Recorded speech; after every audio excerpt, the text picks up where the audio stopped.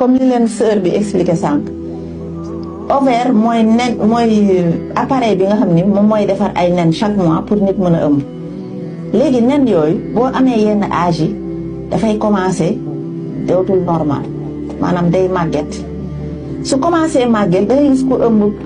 période boobu par exemple day am ay ëmb muy yàqu wala mu am ëmb mu dem ba ci biir sori ëmb bi dellu ci biir bi wala xale bi juddu am ay malformation yaa ngi dégg donc âge bi tam ñu ngi intervenir ak foofu beneen mbir bi tamit mooy dañuy wax fécondité mooy lan mooy nit ki mën na di ëmb mais ëmb yi du egg c'est-à-dire chaque fois day dem ba benn période affaire bi yàqu wala mu dellu si biir bi wala nangam sàngam âge bi tam day dellu si waat foofu c'est-à-dire à partir d'un certain âge même soo ëmbee mu normal des fois day tension day ànd ak ëmb bi